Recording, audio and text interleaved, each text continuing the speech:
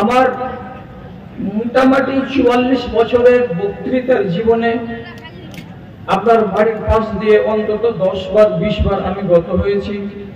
এই গ্রামের নামটা আমি ভালো করে জানি, কিন্তু ইতিপূর্বে এই জায়গাতে আমার আসার সৌভাগ্য হয়নি। আল্লাহ তাআলার কলমে লেখা অতদিনে ছিল না, এতদিনে ছিল বলে আজকের জীবনের পড়ন্ত বেলায় যেখানে গলাতে স্বর নাই, শরীরে বল নেই, উচ্ছ্বাস নেই, আবেগ নেই, ক্ষীণ কণ্ঠে কেটে কেটে কেটে কেটে কিছু কথা বলি, এই বয়সে এলাম আপনাদের সামনে হাজিরি দিতে।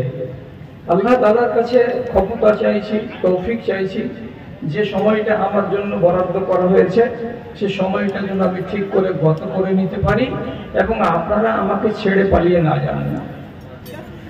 আর একটা কথা, যদি শ্রোতাবিন্দু যদি আপনারা বেয়াদবি মনে না করেন তাহলে আমার সাথে একমত হন যে জালসার যেটা সামিয়ানা বা পিন্ডাল, এটা বাজার নয়, এটা মেলা নয়।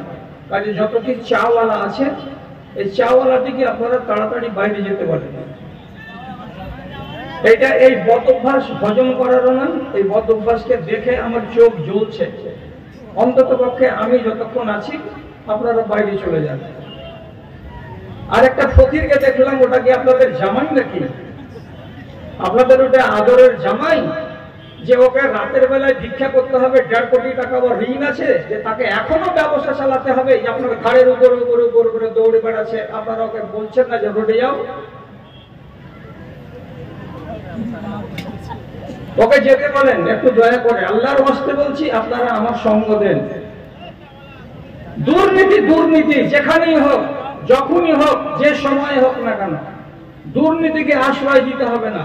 আজ একটু সংশোধনের নামে এই জায়গাটাতে বসেছি বা বসেছেন, এখানে দুটো কথা আপনি শুনবেন আর আপনার মাথার উপরে উপরে বাজারের হেলিকপ্টার ঘুরে বেড়াবে, এটা কেমন কথা?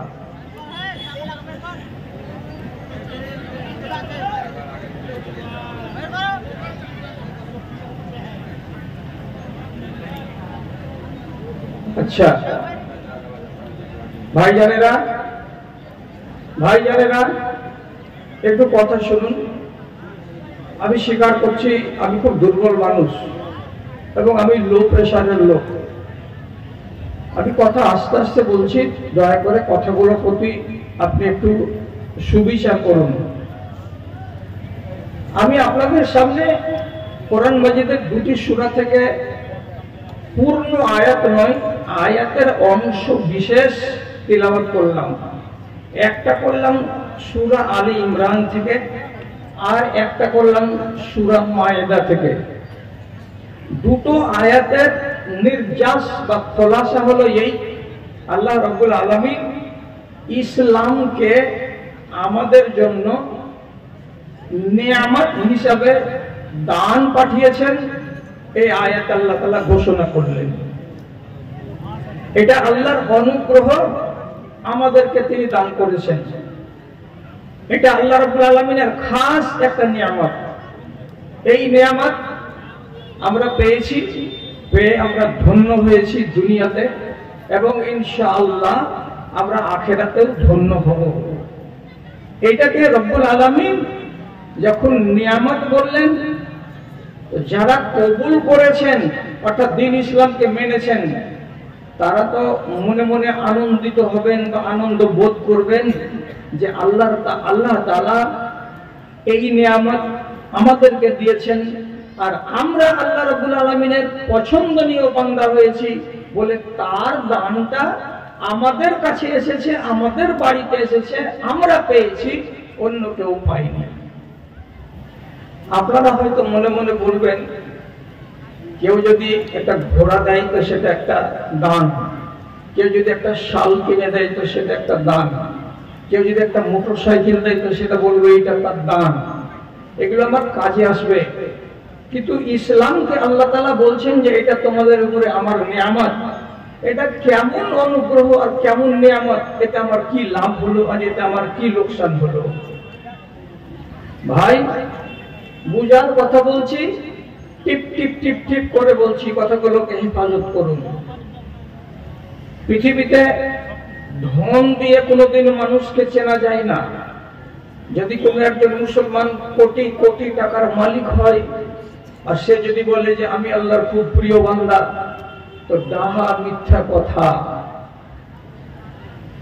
কেন? নবীজি বলছেন, আল্লাহ রাব্বুল আলামিন আমাকে খবর দিয়েছেন কি?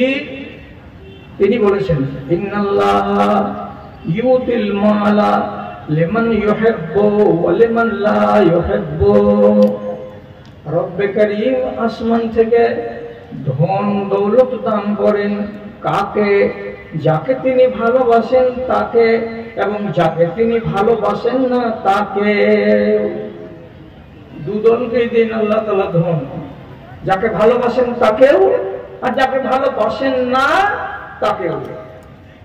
তাহলে আপনি যখন মুসলমান ধন পেয়েছেন, তখন মনে মনে বলবেন যে আমাকে আল্লাহ তাআলা খুব ভালোবাসেন। এই জন্য আপনি অহংকার করিয়েন না।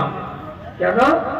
আপনারই দেশে, আপনারই মাটিতে এমন কোন অমুসলিম আছে, গায়ের মুসলিম আছে, যাকে রব্বুল আলামিন কোটি কোটি টাকা, লক্ষ লক্ষ ডলার তাকে দিয়েছেন, তার ব্যাংকে সঞ্চিত হয়ে আছে। তো তাহলে সেও বলুক যে আমি গায়ের মুসলিম, অথচ আল্লাহ তাআলা আসমানের মালিক আমাকে পছন্দ করেন, তাহলে আমার নামে কোটি কোটি ডলার ব্যাংকে কেন জমা হলো? ধন পেয়েছেন বলে নিজেকে সব সময় বলবেন না যে আমি আল্লাহর প্রিয়। রাসূলুল্লাহ বলছেন, তাহলে রাসূলুল্লাহর কথা অনুযায়ী প্রিয় কারা? তো তিনি বলছেন, ওয়া ইন্নাল্লাহা ইউতিল ঈমানা লিমান ইউহিব্বুহু।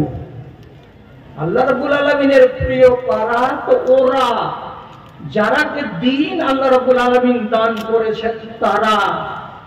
তাহলে যারা দ্বীন পেয়েছে, যাদের কাছে ইসলাম আছে, যারা ইসলামকে নিজেদের জীবনের সংবিধান করে ধরে রেখেছে, এরা বলুন যে আল্লাহ আমাদেরকে পছন্দ করেছেন বলে আমাদেরকে এই দিনটা দিয়েছেন, তোমাদেরকে আল্লাহ তাআলা পছন্দ করেননি বলে তোমরা এই দিন ইসলামকে পাওনি। তাহলে প্রমাণ হলো এই কথাটা যে যারা যারা দুনিয়াতে মুসলমান আছে তারা তারা আল্লাহর প্রিয় বান্দা। এক কথাই তারা প্রিয় বান্দা। আমি ভাগ করব না এখন, শুধু এক কথাই বলবো, যারা ইসলামকে মানে, কেউ শিয়া, কেউ সুন্নি, কেউ আহলে হাদিস, কেউ হানাফি, কেউ হাম্বলি, কেউ শাফিঈ, এগুলো মাযহাবগত ব্যাপার, এদিকে আমি যাব না। আমি শুধু যাব কোন দিকে? ইসলামকে একটা দ্বীন হিসাবে যে সমস্ত লোকেরা পেয়েছে তারা হচ্ছে ভাগ্যবান, তারা আল্লাহ রাব্বুল আলামিনের পছন্দের মানুষ, এদেরকে আল্লাহ তাআলা মহব্বত করেন।